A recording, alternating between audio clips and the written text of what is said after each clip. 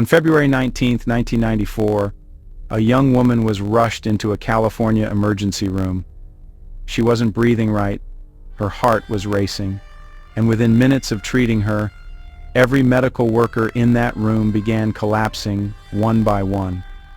What followed was one of the strangest, most terrifying medical mysteries in modern history, a case that still defies logic. This is the story of the toxic woman of Riverside.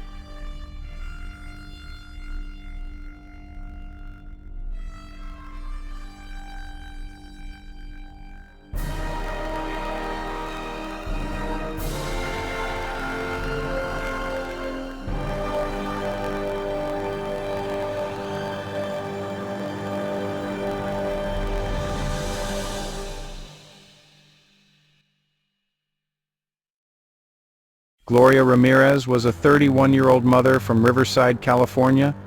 She suffered from late-stage cervical cancer, but that night, she was brought into the emergency room at General Hospital struggling to breathe. Her blood pressure was falling. Her pulse was erratic. Doctors began emergency treatment immediately. Oxygen, IV fluids, defibrillation. But something was wrong. When nurses removed Gloria's shirt to attach the defibrillator pads, they noticed an oily sheen covering her skin and a strange garlic-like odor coming from her body.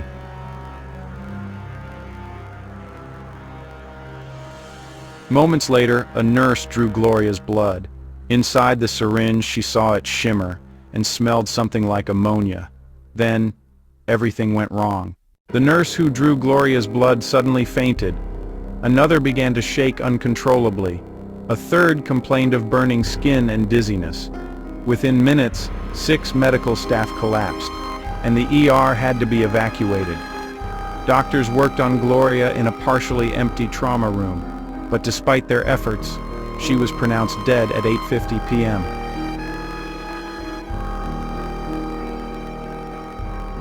Yet even after her death, the strange symptoms among hospital staff continued. Vomiting, shortness of breath, muscle spasms. 23 people became ill that night. 5 were hospitalized.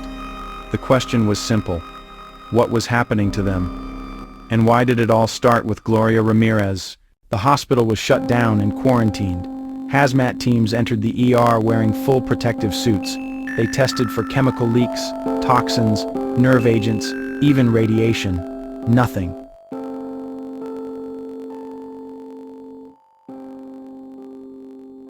An autopsy was ordered, but the pathologist working on her body reported the same strange odor, and again some fell ill. The media dubbed her the toxic lady. Rumors spread that her body emitted poisonous gas, that she'd been exposed to secret government experiments, or that she was somehow radioactive. But the truth, when it finally came, was even stranger.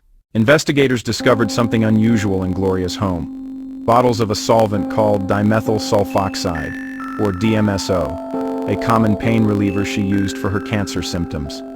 Normally harmless, but under certain conditions, DMSO can react with oxygen, forming dimethyl sulfone, a crystalline compound that looks like the oily sheen on Gloria's skin.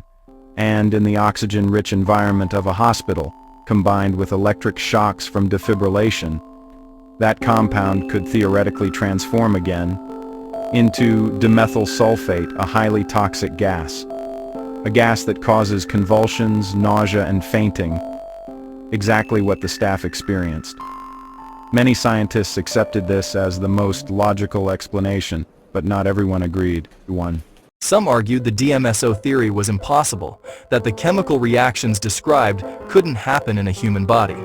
Others suspected something darker, that the hospital had covered up exposure to a toxic substance stored nearby. Or even that the staff's symptoms were psychological, a case of mass hysteria triggered by fear. But the truth was never proven. The samples from Gloria's body were destroyed, her grave sealed, and the mystery buried with her. Gloria Ramirez left behind 2 children, and a case that would haunt the medical community for decades. No one was ever blamed. No one was ever sure. Even now, doctors debate what really happened in that ER room. and whether Gloria's body truly became a chemical weapon, or if something far more inexplicable occurred that night. Her story remains one of modern medicine's strangest unsolved cases, a reminder that sometimes the human body hides secrets we were never meant to uncover. So what do you think really happened to Gloria Ramirez? Was it science, or something far beyond it? Tell me your theory in the comments below. And if you want to keep exploring the world's darkest unsolved mysteries, subscribe, because next time, we'll open another case that was never meant to see the light.